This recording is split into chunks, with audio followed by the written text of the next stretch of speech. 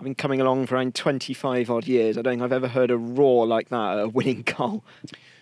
Immense performance. I thought on merit as well. I thought it was a good, well-deserved win as well. I thought the first 40 minutes from us was incredible. I thought we had energy. I thought the way we moved the ball, our patterns, the shape worked, the system worked, and looked like we were creating. I think Freddy's goal epitomised what we were about in that first 40 minutes. A goal of real quality, of a young lad that's coming in, bought into the way we want to go as well. Hungry to do well today, obviously. And then the funny thing, football and momentum, and they get their goal. The disappointing thing is it's two set pieces that have undone us for them to go 2-1 up. I can't really remember too much for Ryan to do in an open play. Maybe one off Sekou Jenna, and another free kick where he's had to save and tip over. That's it, another set play, whereas we're creating an open play. A lot of respect to Torquay. They're a very good side. They're dogged. They show character to come back and get ahead. And the character from our boys was the thing that won the game in the end. Once the penalties missed, you could see visibly the players lifted again. Momentum went back to us. We kept probing. We kept trying to pass the ball.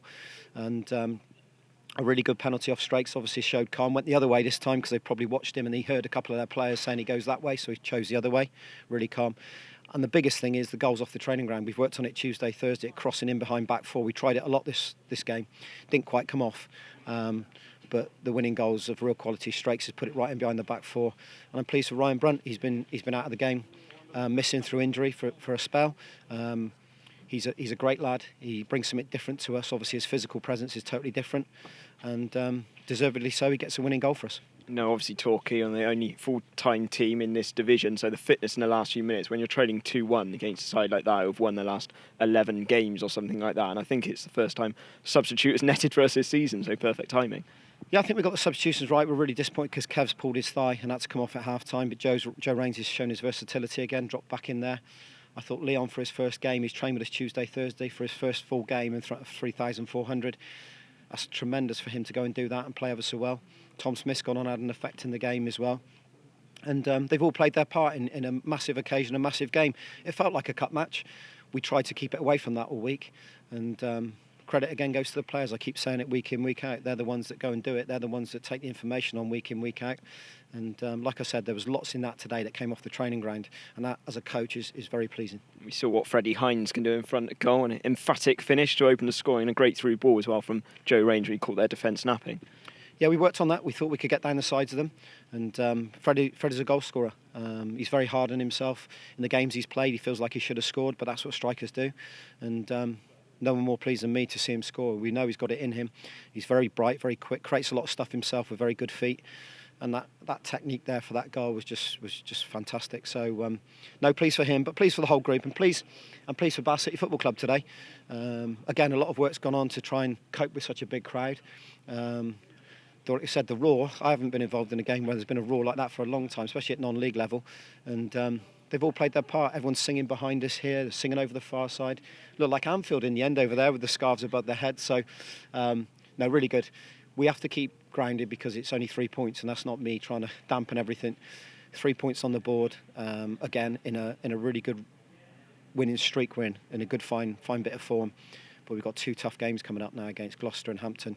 And they'll be tougher because they're battling away, and we have to make sure we're right again for these next 2. So you're really geeing the crowd up sort of in between the goals as well, and it felt like that gave that extra push, particularly for that sprint for Anthony Straker to lay it on for Ryan Brunt. I enjoy it. I want to be part of it. You can't play anymore, but I want to be part of it. I want to feel the emotion in a game, and I don't want that ever taken away from me. If I start to lose that, I shouldn't be in the game. And I thought the crowd were immense today. They really did drive the team on. They reacted to anything we did on the bench, and that's what it's all about. At the end of the day, football's about enjoying it. It's why you started as a young kid playing football, because you puts a smile on your face, you enjoy doing it. And unfortunately, it gets lost sometimes when you go into academies or it becomes pro game. But that was certainly enjoyable out there today. These boys are enjoying their football. That's the biggest thing. If they're coming into training with a smile on their face, and they're working ever so hard for each other, and they're showing the right attitudes, they're backing up with results as well. And there's no better feeling on a Saturday night than that. It's only 1 league game, as you stated before, but your time at Bath City as a player before and a manager, where does this rank in amongst still? It's way above there and beyond. It really is.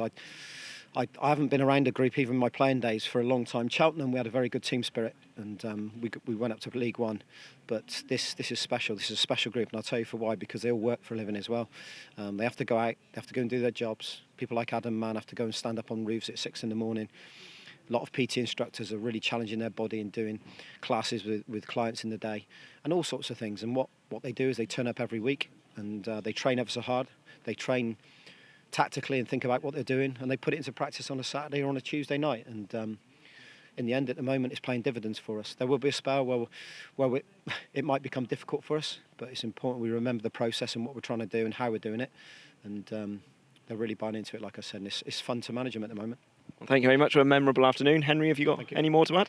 How's the atmosphere in the dressing room after that one? Oh, it's rubbish. No, it's fantastic. They're in there, they're singing, they're enjoying it. They have to enjoy it because these are the moments you do. They won't get ahead of themselves. They'll enjoy Saturday night. They'll enjoy the next few days. Nice to buy the non-league paper tomorrow and see the result.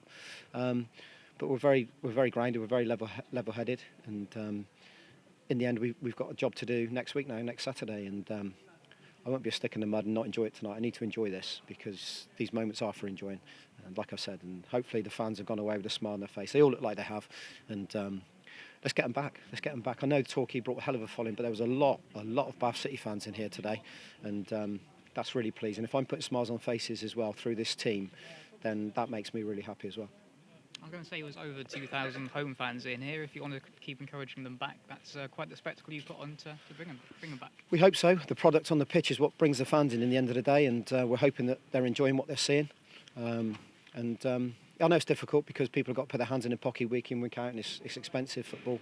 But come along, enjoy the ride with us because we're enjoying it, and hopefully people will now. Between now and the end of the season, we need to achieve something. That's what we're trying to do. The playoffs is our target, always has been our target, and we're consolidating that at the moment.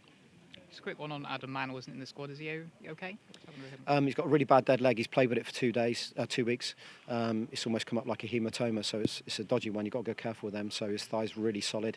We're trying to flush it through. He just wasn't ready. He was gutted not to play, but he's been a big part of our season to date, as of all the squads. So no, we'll try and get some bodies back for next Saturday. See how they are. James Morton's not far away. I think he'll be training Tuesday. And what we got is a competitive squad now, all vying for places. And do you know what they don't do? They don't sulk. They don't. If they're left out of the team, Matt Richards wasn't even on the bench, but he's still part of it with us.